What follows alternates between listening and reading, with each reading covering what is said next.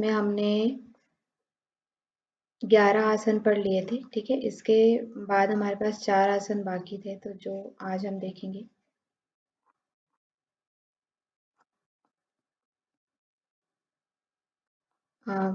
हर प्रदीपिका में जो 15 आसन होते हैं उसमें से हमने 11 आसन पढ़े थे। 4 जो मुख्य आसन है, सिद्धम, पद्मम, सिंहम, भद्रम, ये 4 जो आसन है वो आपके बाकी थे। 33 श्लोक तक हमने 32 श्लोक तक हमने कर लिया था, जिसमें शवासन के बारे में बताया था कि शवासन के क्या लाभ हैं,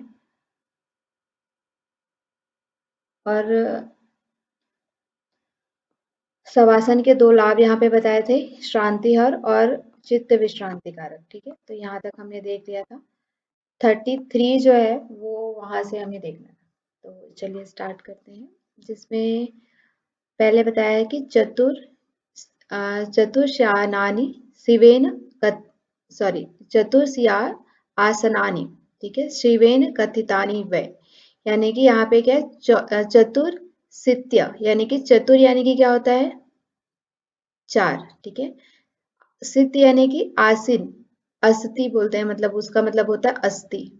ठीक है, अस्थि यानी कि 80, 84, चतुर और 80, 4 और 80 यानी कि कितना हो गया, 84। ठीक है, तो 84 आसन जो 84 लाख आसन जो है क्या है, शिव जी ने बताया है, शिवेन कथितानी, यानी कि शिव जी ने 84 लाख आसन के विषय में कहा है। ठीक है, उसमें से क्या है कि जैसा कि हमने शुरू में ही पढ़ा था कि जो स्वात्माराम जी हैं वो कहते हैं कि गोरक्ष मुनि और मत्स्येंद्र नाथ, इन सभी ने हठ योग के विषय में विस्तृत व्याख्या किया। उनमें से कुछ आसनों का मैं वर्णन करता हूँ। तो कुछ आसनों में वहां पे उन्होंने 15 आसन बताए थे।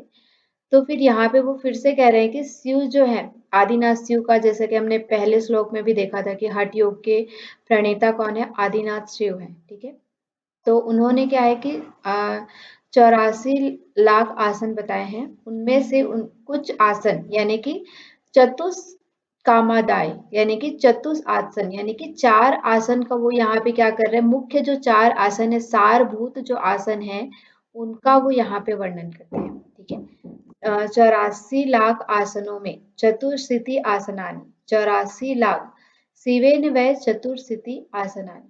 ठीक है, मतलब कि शिव जी के द्वारा जो 84 लाख आसन कहे गए हैं, उनमें से वो मुख्य या सारभूत चतुष्क आदाय, यानी कि 4, उनमें से सारभूत जो 4 आसन है, उनका वो यहाँ पे क्या करते हैं, अहम ब्रवीमि, यानी कि मैं यहाँ पे क्या कर रहा हूँ, वर्णन कर रहा हूँ। यहाँ पे मैं का मतलब क्या है, अहम का मतलब है जो स्वात्मा राम जी अपने विषय में कह रहे हैं। ठीक है, तो स्वात्मा राम जी 84 लाख आसनों में से 4 जो मुख्य आसन है उनका यहाँ पे वर्णन कर रहे हैं। ठीक है, तो नेक्स्ट हम देखते हैं कि वो 4 आसन कौन कौन से। तो 4 आसन यहाँ पे है, सिद्धम, पद्मम, सिंहम, भद्रम, चेति, चतुष्टयम, यानी कि कौन कौन से, सिद्ध आसन, पद्मासन, सिंहासन और भद्रासन, ये 4 आसन है। चेति, चतुष्टम, ये 4 आसन है। श्रेष्ठम तत्रापि च सुखे तिष्ठेत, इन 4 आसनों में सुख पूर्वक बैठना चाहिए। कौन से आसन में, सिद्धासने सदा, इन 4 आसनों में से भी जो सिद्धम, पद्मम, सिंहम, भद्रम, ये जो 4 आसन है, उनमें से भी मुख्य जो आसन है जिसमें हमें सुखपूर्वक हमेशा, श्रेष्ठम तत्रापि च सुखे तिष्ठेत, सुखपूर्वक सर्वदा जिस आसन में हमें बैठना चाहिए, उसका वो कौन है, सिद्धासन, यानी कि इन 4 आसनों में से भी मुख्य आसन कौन है, सिद्धासन है। ठीक है, इन 4 आसनों में से भी मुख्य आसन कौन सा आसन है, सिद्धासन जो है वो मुख्य आसन है, यहाँ पे बताए गए। तो इनको आपको याद रखना है, ये क्वेश्चन पूछा जाता है। 4 मुख्य आसन कौन से कहे हैं, तो सिद्धासन, पद्मासन, सिंहासन और भद्रासन, और उनमें से भी श्रेष्ठ आसन है सिद्धासन।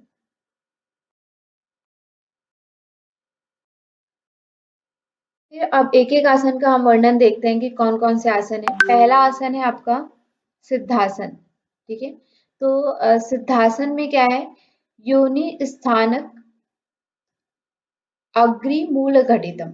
ठीक है, देखिए, योनि स्थानम अग्रिमूल घटितम मतलब कि क्या है? योनि का मतलब मैंने आपको पहले ही बताया था। योनि का मतलब क्या होता है? जो फीमेल जेनाइटल जहाँ पे फीमेल जेनाइटल होता है, ठीक है, उसे हम क्या कहते हैं? योनि स्थान कहते हैं। तो योनि स्थान के अग्रिमूल घटितम यानी कि योनि स्थान के आगे हमें किसको रखना है? अपने एक पैर को कृत्वा दृढ़म विन्यसेत मतलब कि एक पैर को हमें क्या रखना है? वहां पे दृढ़म विन्यसेत दृढ़ता पूर्वक हमें वहां पे क्या करना है? स्थापित करना है, ठीक है। योनि स्थान के मध्य, योनि स्थान के आगे, ठीक है, सिवनी प्रदेश में हमें अच्छी तरह से एक पांव की एड़ी को क्या करना है? लगाना है, ठीक है। विन्यसेत दृढ़म विन्यसेत यानी कि दृढ़ता पूर्वक हमें वहां पे क्या करना है? लगाना है। मेड्रे पादक पादम एकमेव यानी कि फिर दूसरे पाद यानी कि दूसरे पैर को हमें कहाँ रखना है? मेड्र में रखना है, ठीक है। एक पैर को हमें शिवनी पे रखना है, योनि स्थान पे रखना है, दूसरे पैर को हमें कहाँ पे रखना है? मेड्र पे रखना है, ठीक है। मेड्र स्थान पे रखना है। उसके बाद है हृदय कृत्वा हनु सुस्थिरम यानी कि और क्या करना है? हृदय कृत्वा हनु सुस्थिरम। हनु का मतलब यहाँ पे क्या है? आपकी ठुड्डी, ठुड्डी है उसे कहाँ पे लगाना है? हृदय प्रदेश में सुस्थिरम अच्छी तरह से स्थिर करना है, ठीक है। चिबुक जिसे भी चिबुक भी कहते हैं, इसे ठुड्डी भी कहते हैं, हनु भी कहते हैं। तो ये जो हनु है या ठुड्डी है या जो चिबुक है उसे हमें कहाँ पे रखना है? हृदय स्थान पे दृढ़ता पूर्वक लगाना है, ठीक है। स्थाणु संयमित इंद्रिया अचल दृशा पश्चेद भ्रुवंतरम, ठीक है। और क्या करना है? अपने शरीर अपनी इंद्रियों को क्या करना है? संयम करके सभी इंद्रियों को सभी पूरे शरीर को संयम करके क्या करना है? संयम करना है मतलब स्थिर करना है। और क्या है? अचल दृशा पश्चेत भ्रुव अंतरम, ठीक है। भ्रू अंतर यानी कि भ्रू मध्य, भ्रू अंतर मतलब क्या है? दोनों भावों के मध्य में हमें क्या करना है? अचल दृष्टि रखनी है। अचल यानी कि एकटक जो हम जिस जैसे हम देखते हैं, ठीक है, एकटक हमें क्या करना है? भ्रू मध्य में देखना है, ठीक है। यहाँ तक क्लियर है? पहले हमें क्या करना है? एक पैर को योनि स्थान में स्थिर करना है और दूसरे पैर के एड़ी को उसी के ऊपर पहली एड़ी के ऊपर रख के मेड्र स्थान में हमें क्या करना है? स्थिर करना है, ठीक है। और आपका पूरा शरीर इंद्रिय इंद्रिय हमारी जो पंच ज्ञान इंद्रियां जिसे हम कहते हैं आँख, कान, नाक, जीवा और त्वचा, इन सभी पंच ज्ञान इंद्रियों को क्या करना है? स्थिर करना है, अपने पूरे शरीर को स्थिर करना है। और क्या करना है? हमारी जो आंखें हैं वो कहाँ पे होगी? भ्रू मध्य दृष्टि होगी, ठीक है। और वो भी कैसी होगी? बार बार हमें आंख पलक झपकना नहीं, अचल दृष्टि दृढ़ता पूर्वक एकटक हमें कहाँ पे ध्यान लगाना है? भ्रू मध्य पे ध्यान लगाना है, ठीक है। और क्या है? ह्योतम मोक्ष कपाट भेदक जनकम।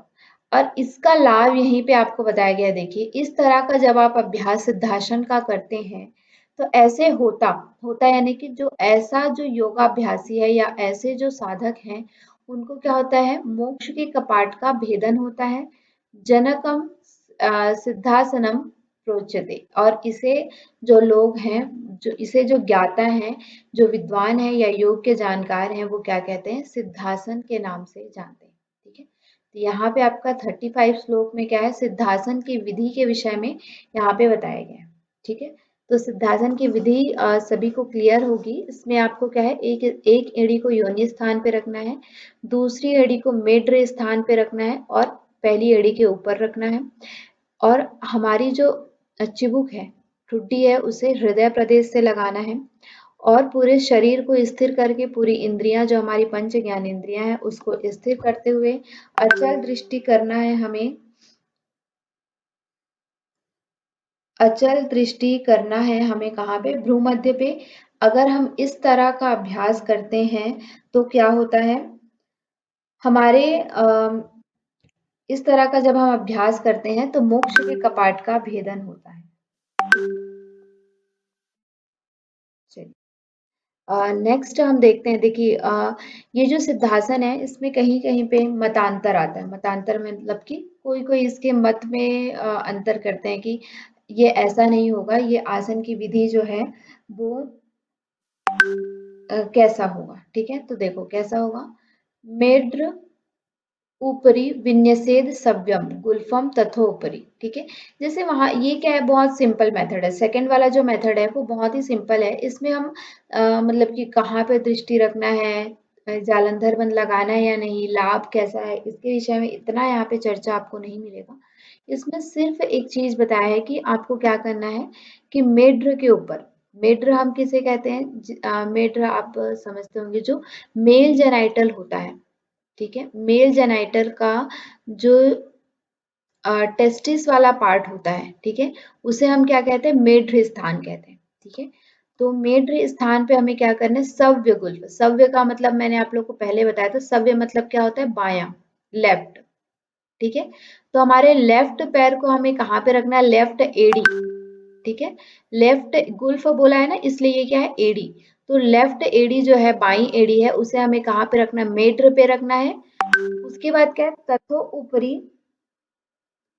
तथो ऊपरी, उसके ऊपर हमें क्या करना है, गुल्फांतरम च निक्षिप्य, और उसके ऊपर हमें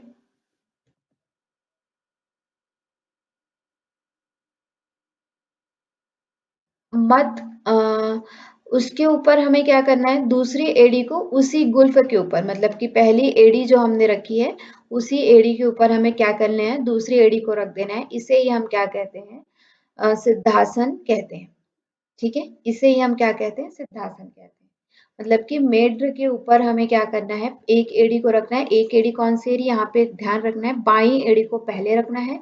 उसके बाद उसी गुल्फ के ऊपर, उसी एड़ी के ऊपर हमें क्या करना है, दूसरी एड़ी को रख देना है।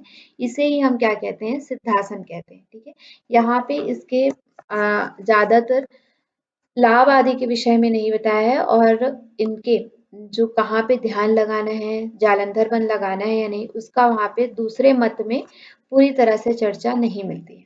ठीक है, इसके बाद क्या बोला गया है, पश्चाद उक्त उक्तम अन्यम सिद्धम मतम पूर्वमेव मत्स्येंद्र मतम। ठीक है, पश्चात उक्तम, जो बाद में जो मत बताया गया, मतांतर जो बताया गया, वो किसी दूसरे सिद्धों ने बताया है। ठीक है, जो बाद में जो हमने सेकंड पढ़ा, यानी कि ये वाला जो हमने पढ़ा है सेकंड वाला, ठीक है, ये क्या है, किसी और योगी या किसी और हठ योगी के ने बताया है। लेकिन जो पहला वाला है, हमारा ये वाला मत किन्होंने बताया है, मत्स्येंद्र के अकॉर्डिंग है। ठीक है, तो ये चीज आप लोग याद रखिएगा, यहाँ पे पूछा जा सकता है कि सिद्धासन का जो पहला मत है वो किसके द्वारा वर्णित है या किनके द्वारा बताया गया है। तो सिद्धासन का जो पहला मत है वो किसके द्वारा बताया गया है, मत्स्येंद्र जी के द्वारा बताया गया है। और जो दूसरा जो हमने मतांतर पढ़ा वो किसके द्वारा बताया गया है, किन्हीं और सिद्धों के द्वारा बताया गया। यहाँ पे मेंशन नहीं है किसके द्वारा बताया गया है, लेकिन कोई और हठ योगी हैं जिनके द्वारा बताया गया है। और पहला वाला जो है वो किसने बताया, मत्स्येंद्र जी ने बताया।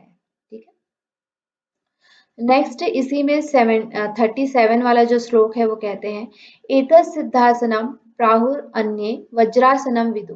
ठीक है, जो सिद्धासन है वो प्राहुर अन्य, यानी कि जो अन्य सिद्ध है या अन्य लोग हैं, अन्य जो अ, हठ योगी हैं, वो इन्हें और अलग अलग नामों से जानते हैं। तो इन्हें और किस नाम से जानते हैं, वज्रासन के नाम से जानते हैं। ठीक है, सिद्धासन का अन्य नाम क्या है, वज्रासन है, मुक्तासन है, वन वदन्ते एकम प्राहुर गुप्तासनम परे। ठीक है, कुछ लोग इसे क्या है, कुछ परे यानी कि क्या मतलब है, कुछ लोग, कुछ अन्य लोग इसे गुप्तासन कहते हैं, कुछ लोग इसे मुक्तासन कहते हैं, और कुछ लोग इसे क्या कहते हैं, वज्रासन कहते हैं। ये क्वेश्चन आप लोग ध्यान रखिएगा। सिद्धासन के अन्य नाम कौन कौन से हैं, इससे पूछा जाता है। हठ प्रदीपिका के अकॉर्डिंग ही ये नाम है। ठीक है, जब आप घेरण संहिता में जाएंगे तो आप देखेंगे कि वज्रासन की विधि अलग है, मुक्तासन की विधि अलग है, गुप्तासन की विधि अलग है। लेकिन यहाँ पे सिद्धासन के लिए हठ प्रदीपिका में 3 अन्य नाम बताए हैं, कौन कौन से, वज्रासन, मुक्तासन और गुप्तासन। ठीक है, ये 3 अन्य नाम यहाँ पे आपको क्या है, बताए गए हैं। चलिए, कौन कौन से 3 अन्य नाम है, वज्रासन, मुक्तासन और गुप्तासन। ये 3 अन्य नाम यहाँ पे आपको क्या है, बताया गया है। चलिए,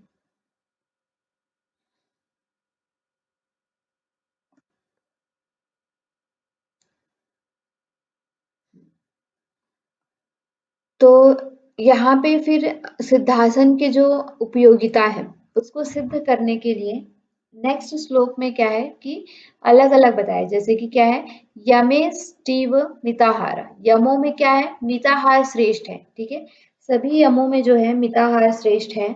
अहिंसा नियम्यमेव, अहिंसा जो है वो नियमों में श्रेष्ठ है, ठीक है, सभी नियमों में श्रेष्ठ क्या है, अहिंसा, और सभी यमों में श्रेष्ठ क्या है, मिताहार, ठीक है। उसी तरह से क्या है, मुख्यम सर्वासन सर्व आसने वेकम सिद्धा सिद्धासनम विदु, ठीक है। उसी तरह से सभी जो 84 लाख आसन हैं या हठ प्रदीपिका के अकॉर्डिंग जो 15 आसन है, उन सभी आसनों में मुख्य आसन या सबसे उपयुक्त आसन या सबसे क्या है, मुख्य आसन कौन सा है, सिद्धासन है। ऐसा कौन कहते हैं, सिद्धासन की विशेषता यहाँ पे बताने के लिए ये बताया गया है कि मिताहार, सभी जो यम है उनमें क्या है, मिताहार श्रेष्ठ है, और सभी जो नियम है उनमें अहिंसा श्रेष्ठ है। उसी तरह से सभी जो आसन है उनमें कौन श्रेष्ठ है, सिद्धासन श्रेष्ठ है, ठीक है। तो इसको आप लोग याद रखिएगा, यम में श्रेष्ठ कौन है, नियम में श्रेष्ठ कौन है, इन सब चीजों को भी याद रखते चलेंगे, ये बहुत ही इंपॉर्टेंट है। और हठ योग का एक एक ग्रंथ, हठ योग में जो हठ प्रदीपिका का एक एक श्लोक जो है वो बहुत इंपॉर्टेंट है, एक एक लाइन इंपॉर्टेंट है, ठीक है। तो पूरा अभी से आप लोग अपना नोट्स बनाते हुए चलिए। तो इसी में नेक्स्ट आपका बोला गया है, चतुर्सिति पीठेषु सिद्धमेव सदा अभ्यसेत, ठीक है। 84 लाख आसनों में से क्या है कि चतुर्सिति पीठेषु, पीठ का मतलब यहाँ पे क्या है, आसन, ठीक है। तो 84 लाख जो आसन है, सिद्धमेव सदा अभ्यसेत द्वासप्तति सहस्राणाम नारीणाम मल शोधनम, ठीक है। उन जो 84 लाख आसन है उनमें से सिद्धमेव सदा अभ्यसेत, सिद्ध का मतलब क्या है, सिद्धासन का अभ्यास हमें क्या है, यहाँ पे देखिए सिद्धासन के लाभ के विषय में आपको और इंकित किया जा रहा है कि 84 लाख आसनों में से हमें जो सिद्धासन है उसका अभ्यास क्या करना चाहिए, सदा करना चाहिए, सदैव हमें किस आसन का अभ्यास करना चाहिए, सिद्धासन का अभ्यास करना चाहिए। क्यों, क्योंकि यहाँ पे देखिए दिया है द्वासप्तति सहस्त्राणाम, द्वा सप्त, द्वा मतलब कि दो, सप्त मतलब कि सात, सप्तति, सप्तति का मतलब क्या है, 70, ठीक है। सप्तति मतलब 70 प्लस 2 कितना हुआ, 72, है ना।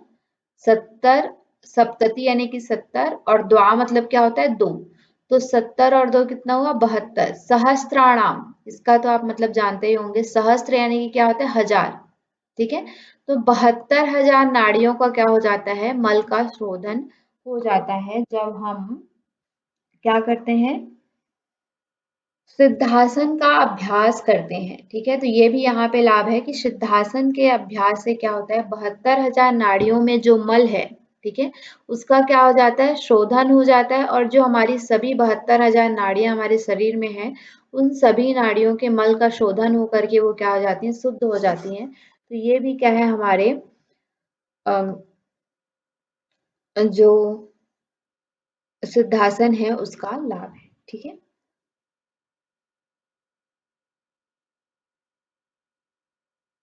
अब देखिए नेक्स्ट यहाँ पे इसी के लाभ के में आगे और बताया है कि आत्माध्यायी मिताहारी यावद द्वादश वत्सरम, ठीक है, मतलब क्या है, आत्माध्यायी, आत्मा पर ध्यान करते हुए, मतलब कि आत्मा यानी कि स्वयं पर ध्यान करते हुए, आत्म ध्यान, ठीक है, मतलब अपने शरीर को जानने के लिए, अपने आप को मैं कौन हूँ इस चीज को जानने का अभ्यास करते हुए, आत्म पर ध्यान करते हुए, और क्या करते हुए, मिताहार करते हुए, ठीक है। आत्माध्यायी मिताहारी यावद द्वादश वत्सरम, यानी कि इस तरह से आत्मा पर ध्यान करते हुए, मिताहार का अभ्यास करते हुए 12 वर्ष तक जब सिद्धासन का अभ्यास करता है, सदा सिद्धासन अभ्यास योगी, ठीक है। आत्मा पर ध्यान करते हुए, मिताहार करते हुए जब 12 वर्षों तक सिद्धासन का अभ्यास को योगी करता है, ठीक है, जो योगी है वो 12 वर्ष तक सिद्धासन का अभ्यास जब करता है,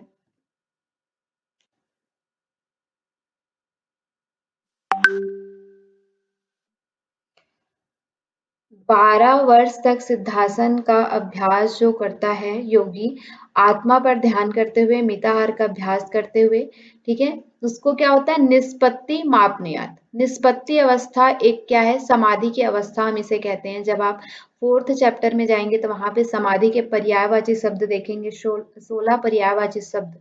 जब आपने फर्स्ट क्लास अटेंड की होगी तो वहां पे भी मैंने आपको बताया था कि चौथे अध्याय में क्या है, 16 पर्यायवाची शब्द बताए गए हैं। तो उन 16 पर्यायवाची शब्दों में से निष्पत्ति अवस्था भी क्या है, एक अवस्था है जिसे हम समाधि की अवस्था कहते हैं। तो जब कोई योगी जो है आत्मा पर ध्यान करते हुए, मिताहार का अभ्यास करते हुए 12 वर्ष तक सिद्धासन का अभ्यास करता है तो वो क्या है, निष्पत्ति अवस्था उसको स्वतः ही प्राप्त हो जाती है। ठीक है, किमन्ये बहुर्भी पीठे सिद्धे सिद्धासनम सति। अन्य किसी आसन का अभ्यास ना करते हुए केवल किमन्य यानी कि, तो इस तरह से जब हमें 12 वर्ष तक अभ्यास करने की करने से निष्पत्ति अवस्था प्राप्त हो जाएगी, तो हमें और किम अन्य यानी कि हमें और किसी अन्य बहुर्भी पीठ और किसी बहुत सारे पीठ यानी कि आसनों के अभ्यास करने की आवश्यकता नहीं है। ठीक है, जो 15 आसन भी बताए हैं उनका भी अभ्यास करने की आवश्यकता नहीं है। जो 84 लाख आसन बताए हैं उनका भी अभ्यास करने की हमें आवश्यकता नहीं है, क्योंकि केवल एक आसन के अभ्यास है, सिद्धासन के अभ्यास से हमें क्या है, निष्पत्ति अवस्था की प्राप्ति हो जाती है। इसलिए बहुत सारे और अन्य आसनों का अभ्यास करने की हमें आवश्यकता नहीं है। ठीक है, चलिए, और इसके लाभ में आगे और बताया गया कि प्राण अनिले सावधाने बद्धे केवल कुंभ के उत्पद्यते निराशाय स्वयं मेव उन्मनी कला। ठीक है, जैसे कि आगे इसकी और महत्ता को बताने के लिए यहाँ पे बताया गया कि प्राण अनिल।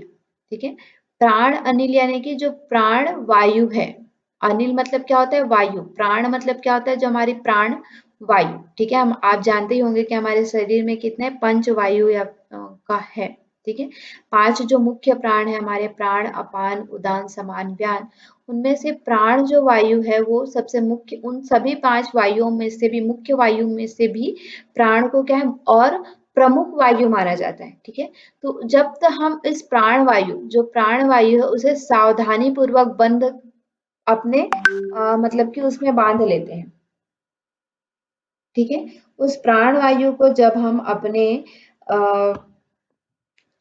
कहना चाहिए कि अपने नियंत्रण में कर लेते हैं। ठीक है, जैसे कि आप सेकंड चैप्टर का सेकंड श्लोक ही है, चले वाते चले चित्तम निश्चले निश्चलम भवे। तो उसमें क्या है, जब हम प्राण वायु जब निश्चलायमान हो जाती है, ठीक है, और प्राण वायु जो है वो क्या होता है कि उसको जब हम अपने नियंत्रण में कर लेते हैं, बांध लेते हैं, बद्धे यानी कि बांध लेते हैं या फिर अपने नियंत्रण में कर लेते हैं, तो इसे हम क्या कहते हैं, केवल कुंभक कहते हैं। ठीक है, जब प्राण वायु को कोई योगी अपनी पूरी तरह से अपने नियंत्रण में कर लेता है, कब प्राण वायु को रेचक करना है, कब प्राण वायु को पूरक करना है, कब तक हमें कुंभक करना है, इस तरह से जब वायु पर हमारा पूरा नियंत्रण हो जाता है तो इसे हम क्या कहते हैं, केवल कुंभक कहते हैं। ठीक है, और जब आप केवल कुंभक की अवस्था को प्राप्त कर लेते हैं तो इससे क्या होता है, उत्पद्यते निरासात स्वयमेव उन्मनी कला। और जब केवल कुंभक को हम प्राप्त कर लेते हैं तो यहाँ पे क्या होता है कि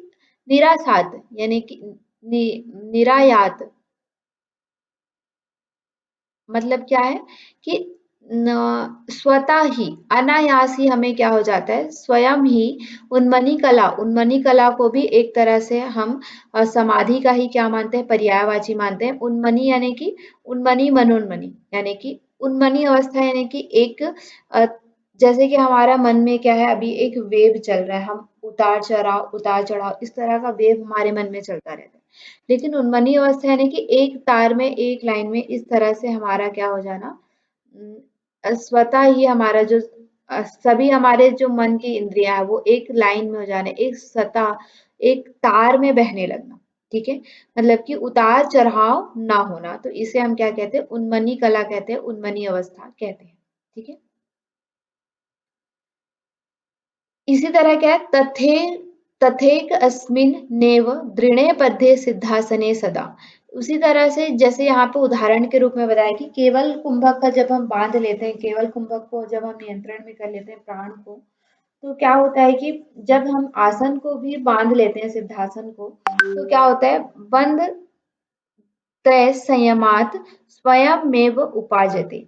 और तब जैसे कि केवल कुंभक को हम प्राप्त कर लेते हैं, केवल कुंभक कर लेते हैं तो उन्मनी अवस्था स्वयं ही प्राप्त हो जाती है। उसी तरह से जब हम सिद्धासन को बांध लेते हैं, यानी कि सिद्धासन पर दृढ़ हो जाते हैं, सिद्धासन को सिद्ध कर लेते हैं, तो क्या हो जाते हैं, जो तीन बंध हैं, तीन बंध हमारे कौन से हैं, बंध त्रय, ठीक है। बंध त्रय का मतलब क्या है, तीन बंध जो हमारे हैं, जालंधर बंध, उद्यान बंध और हमारा क्या है, मूल बंध, ठीक है। जालंधर बंध, उद्यान बंध और मूल बंध, ये क्या हो जाते हैं, अनायास ही स्वतः ही क्या हो जाते हैं, उपाजते यानी कि लग जाते हैं, ठीक है। अनायास ही हमारे ये तीनों बंध लग जाते हैं, हमें इनके लिए अलग से मेहनत नहीं करनी पड़ती कि हमें जालंधर बंध लगाना है, हमें उद्यान बंध लगाना है, या फिर हमें क्या है कि मूल बंध लगाना है। क्योंकि जैसा कि आपने शुरू में देखा होगा, जो हमारे मत्स्येंद्र जी के अनुसार जो सिद्धासन का मत बताया गया था, तो उसमें क्या बताया गया था कि जब हमें सर्वप्रथम क्या करना है कि अपने जो गुल्फ हैं, एड़ियां हैं, उसे सिवनी और मेड पे रखना है। जब आप इस तरह का अभ्यास दृढ़ता पूर्वक करेंगे तो मूल बंध आपका क्या है, स्वतः ही लग जाएगा। दूसरा वहां पे आपका बताया गया था कि आपको जालंधर बंध लगाना है, जो चिबुक है, जो हनु जिसे हम चीन कहते हैं या फिर ठुड्डी कहते हैं, उसे हृदय प्रदेश से लगाना है, ठीक है। तो ये आपका यहाँ पे क्या लग गया, जालंधर बंध लग गया। और आपका तीसरी अवस्था जो उद्यान बंध है, वो कब लगता है कि ये हम सिद्ध करने के लिए हमें क्या है कि बार बार हमें क्या करना है, श्वसन की प्रक्रिया हमारी चलती रहती है, श्वास प्रश्वास की जो प्रक्रिया है वो हमारी चलती रहती है। तो जब हम श्वास लेते हैं उसके बाद हमारे पेट को क्या करते हैं, हम पेट तक हम श्वास को पूरी तरह से भरते हैं, ठीक है।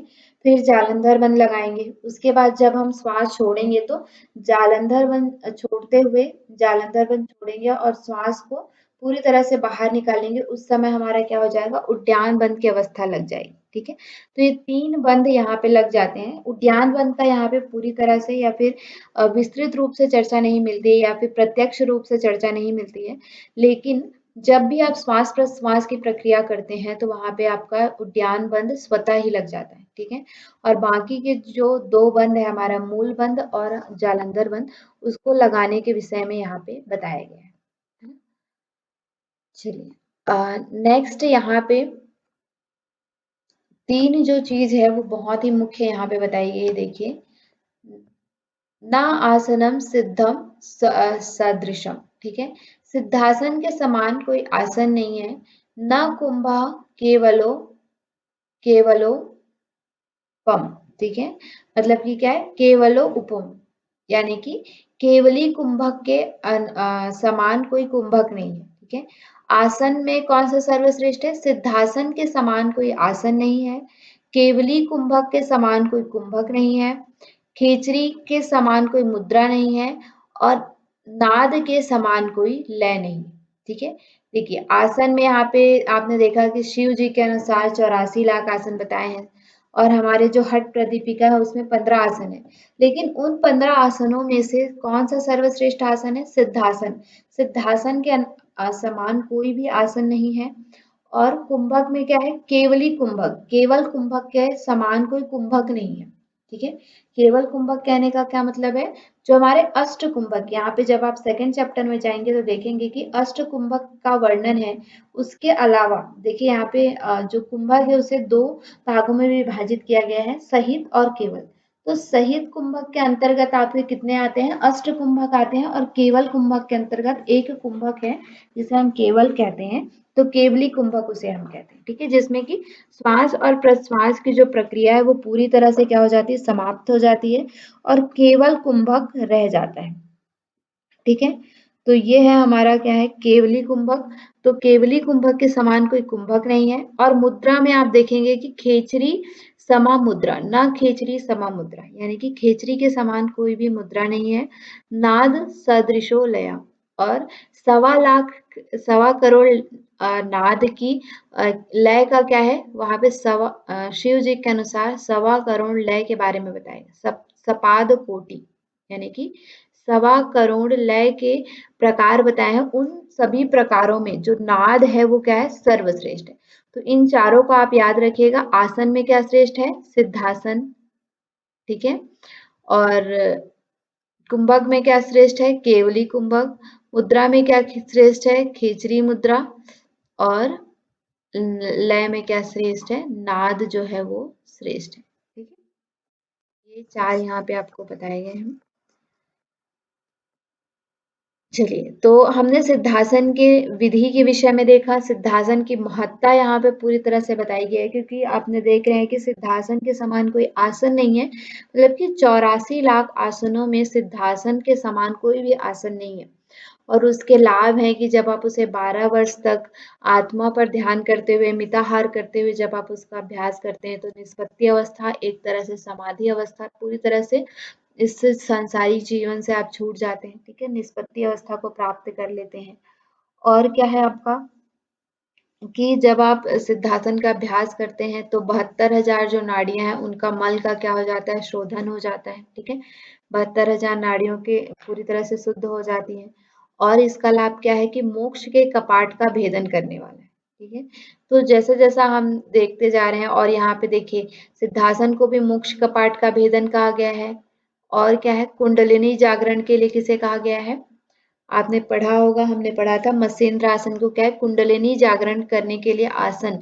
हठ प्रदीपिका में किसे बताया है, मत्स्येंद्र आसन को बताया, ठीक है। तो ये चीजें आप लोग को याद रखना है। नेक्स्ट हम आसन देखने जा रहे हैं, पद्मासन, ठीक है। तो पद्मासन भी जो है बहुत ही मुख्य आसन है।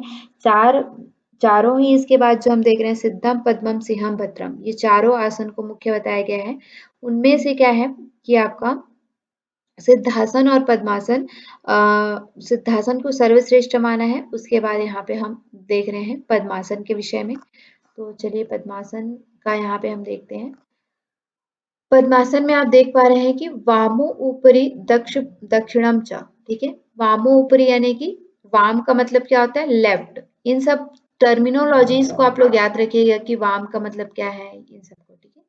तो वामो ऊपरी दक्षिणम च, मतलब कि बाएं पैर के ऊपर क्या रखना है, बाएं जंघों के ऊपर हमें क्या रखना है, दक्षिण पैर, यानी कि राइट लेग को हमें रखना है, ठीक है। दक्षिणम चरणम संस्थाप्य वामम तथा, ठीक है। दक्ष ऊपरी, दक्ष उरु ऊपरी, ठीक है। दक्ष उरु ऊपरी, ये दोनों चीज को याद रखिएगा कि वाम वाम उर यानी कि लेफ्ट जंघा, ठीक है।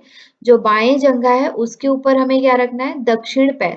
दाएं पैर को रखना है, दाएं पैर यानी कि आपका फुट, ठीक है। राइट फुट को हमें कहाँ पे रखना है, लेफ्ट पे। ये चीज याद रखिएगा, लेफ्ट राइट को किस ये पूछा जा सकता है कि हठ प्रदीपिका के अनुसार पहले कौन से पैर को रखने के लिए कहा गया है, ठीक है।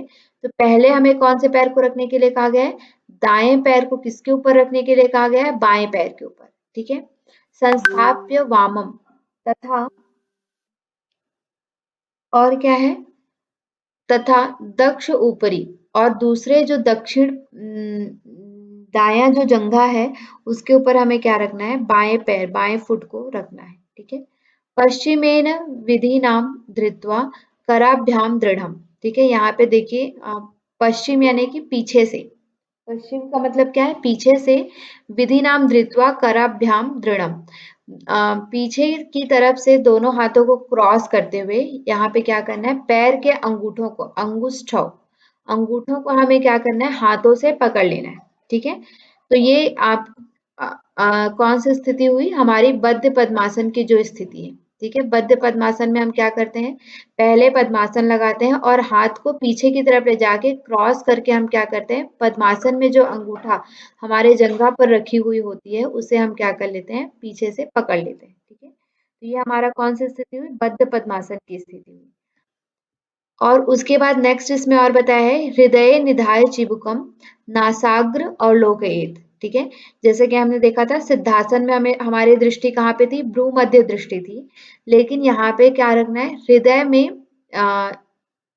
निधाय चिबुकम, चिबुक का मतलब क्या होता है, हमारा चिन्ह जो हमारा ठुड्डी है उसे कहाँ पे रखना है, हृदय प्रदेश में। ठीक है, इट मीन्स क्या है, ये जालंधर बंद आपको लगाना है।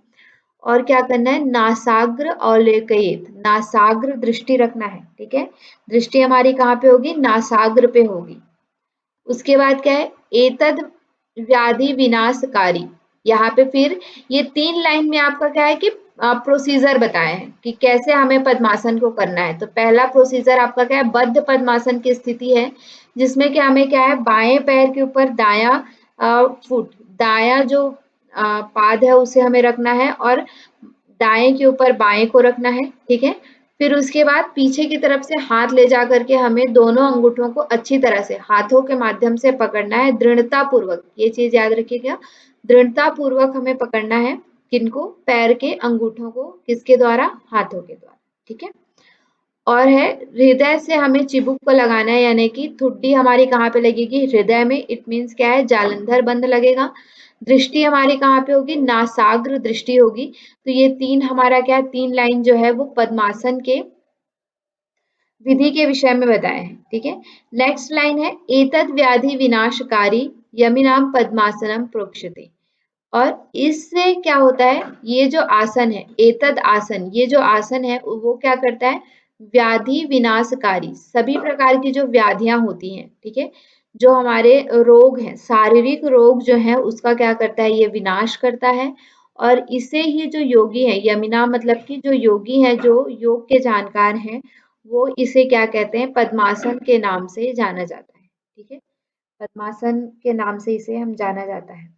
इसका लाभ एक, यही लाभ आपको हर टेक्स्ट में मिलेगा, इसको आपको याद रखना है। पद्मासन का एक ही यही लाभ आपको योग उपनिषद में भी मिलेगा, बाकी के जो आप हठ योगी ग्रंथ पढ़ेंगे उनमें भी आपको यही लाभ के विषय में मिलेगा। ठीक है, तो इसको आप लोग को पूरी अच्छी तरह से याद रखना है। नेक्स्ट हम देखते हैं, अब इसमें भी जैसा कि हमने देखा सिद्धासन में भी मत था, अलग अलग योगियों के अलग अलग मत थे, उसी तरह से पद्मासन में भी मत है।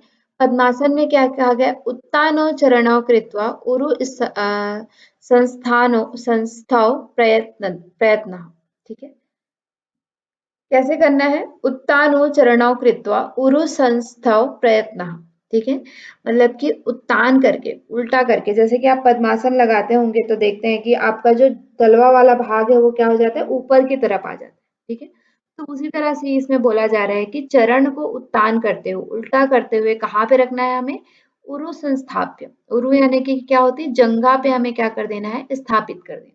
ठीक है, दोनों पैरों को हमें क्या कर देना है, जंघा पे स्थापित कर देना है। उरु मध्ये तथो उत्तानो पाणी कृत्वा ततो दृशो। ठीक है, और क्या करना है, नेक्स्ट लाइन में आप देखते हैं, उरु मध्ये तथो तानव। ठीक है, उरु के मध्य यानी कि दोनों जंघा मध्य में हमें क्या करना है, जंघा का मध्य यानी कि आपका जंघा का मध्य कहाँ पे होगा, जहाँ पे आपके दोनों पैर होंगे। ठीक है, तो वहां पे आपको करना है, तथो उत्तानव पाणी, पाणी यानी कि हाथ, पाणी ग्रहण आप लोगों ने सुना होगा। ठीक है, पाणी ग्रहण मतलब कि क्या होता है, कन्यादान में हम क्या करते हैं, हाथ में इस तरह से पाणी करते हैं, तो पाणी का मतलब क्या होता है, हाथ, हाथों को भी क्या करना है, तथो उत्तानो, हाथों को भी उत्तान करना है, उल्टा, जैसे कि हम ध्यान मुद्रा में क्या करते हैं, दोनों हाथ को इस तरह से रखते हैं ना, हथेलियां आपकी ऊपर की तरफ रहती हैं, तो उसी तरह से हाथों को भी आपको क्या करना है, उत्तान करके कृत्वा ततो दृशौ, कहाँ पे रखना है हमें, उरु मध्य में दोनों को रख देना है। ठीक है, दोनों पैरों को हमें उत्तान करते हुए, उल्टा करते हुए फूट को जंघा के ऊपर रखना है, और दोनों जंघा के ऊपर हमें दोनों हाथों को क्या करना है, दोनों हमारी जो हथेलियां हैं उसको उत्तान करते हुए, हथेलियां ऊपर की तरफ रखते हुए कहाँ पे रखना है, जंघा के मध्य में, मतलब आपके जो पाद हैं, जो आपके चरण हैं उनके ऊपर। ठीक है, फिर क्या है, दृशो नासाग्रे विन्यसेद दंत मूले तु जिह्वा। यहाँ पे देखें, यहाँ पे भी क्या करना है, दृष्टि आपको नासाग्र दृष्टि ही रखनी है, लेकिन प्रीवियस जो हमने मत देखा था उसमें हमने देखा था कि हमें कहाँ जालंधर बंद लगाना है, ठीक है, चिबुक को हृदय प्रदेश से लगाना है। लेकिन यहाँ पे क्या करना है आपको, दंत जो दांत है, दंत मूलेतु जीवा, ठीक है, दांत का जो मूल जहां से दांत चालू होता है, ऊपर वाला दांत है नीचे वाला दांत है, तो ऊपर वाला जो दांत है उसके अग्र विन्यसेत आद्र दंते, ठीक है, आग्र यानी कि आगे वाला जो दांत है, ऊपर वाला जो दांत है उसके ऊपर जहां से दांत स्टार्ट होता है, मूले यानी कि जहां से दांत आपके शुरू होते हैं, जहां से दांत का जो मूल स्थान होता है वहां पे हमें क्या करना है, जीवा को लगाना है, ठीक है। तो इसे हम क्या कहते हैं, जीवा बंद कहते हैं, ठीक है। ये जो प्रक्रिया होती है, जो जीवा को हम दांत के ऊपर वाले जो अपर पैलेट जहां से स्टार्ट होता है या फिर दांत जहां से शुरू होता है, दांत का जो मूल स्थान है वहां पे लगाते हैं, तो उसे हम क्या कहते हैं, दंत सॉरी जीवा बंद कहते हैं। इस तरह से भी लगाना है। उत्तभ्यम चिबुकम वक्ष स्थाप्य पवनम सैने, ठीक है।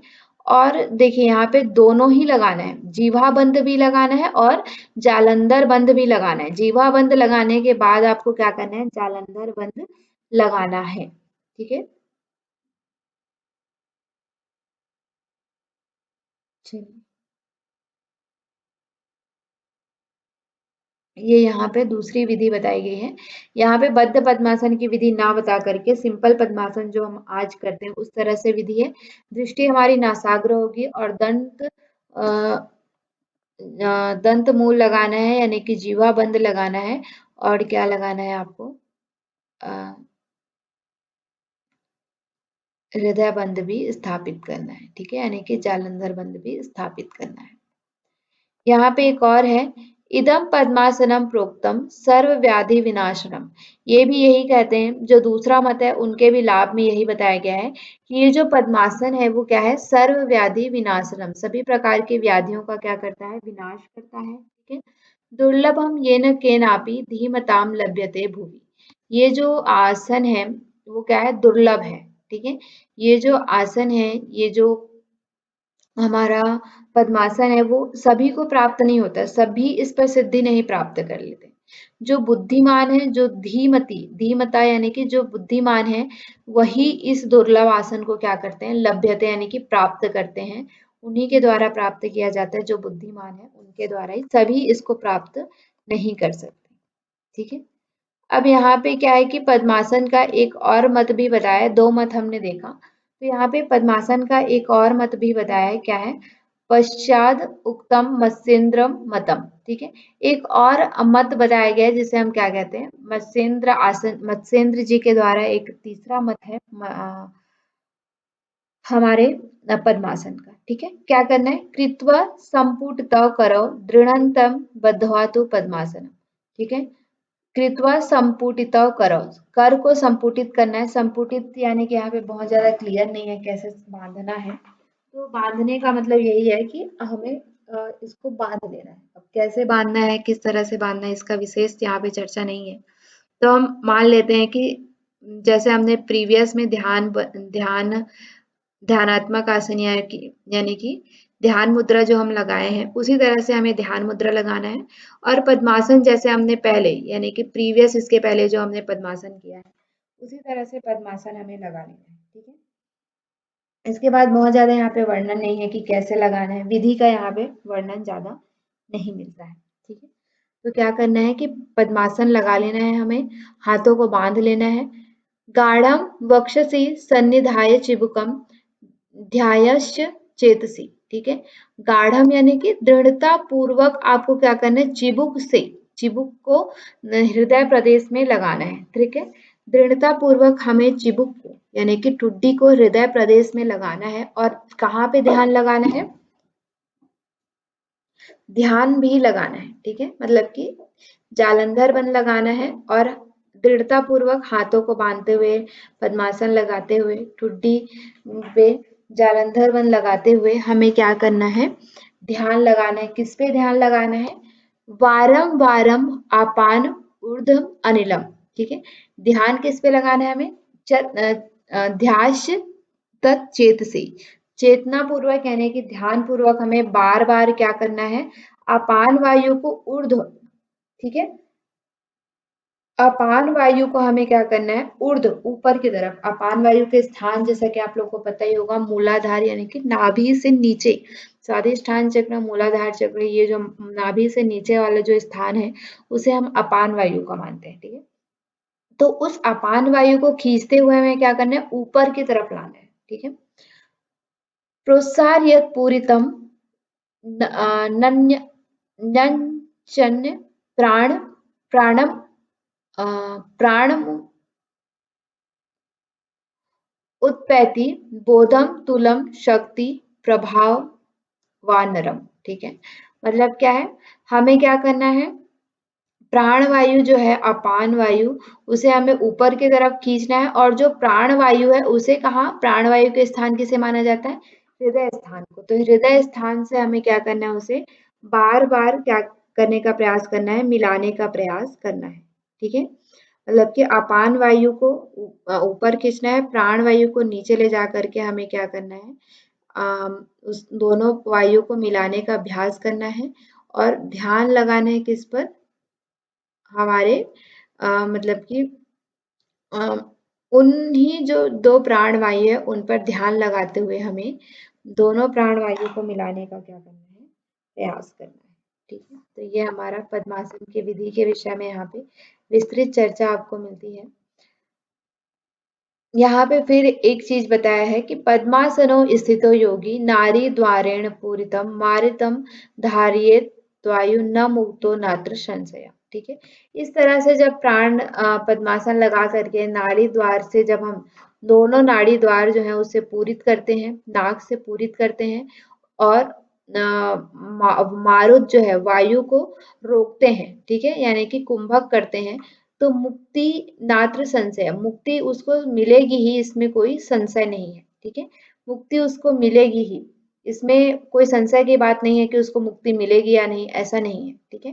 मतलब कि जब आप पद्मासन लगा करके नाड़ी के द्वारा, दोनों नाड़ी के द्वारा पूरित करते हैं वायु को, और पूरित करने के बाद जब आप उसको रोकते हैं, धारण करते हैं, कुंभक लगाते हैं, तो मुक्ति प्राप्त होगी ही, इसमें कोई भी संशय नहीं है, आपको मुक्ति मिलेगी ही, ठीक है। तो ये हमने आज सिद्धासन और पद्मासन के विषय में देखा। नेक्स्ट कल हम जो दो आसन बाकी हैं उन हमारा सिंहासन और भद्रासन, ठीक है, ये जो दो आसन बाकी हैं इनके विषय में हम देखेंगे, इनके लाभ के विषय में देखेंगे। और नेक्स्ट जो हमारे और भी चीजें हैं जैसे कि हमारा मिताहार इत्यादि का वर्णन यहाँ पे इसके बाद आपको देखने को मिलेगा, तो उनके बारे में हम क्या करेंगे, देखेंगे, और आपका फर्स्ट चैप्टर जो है वो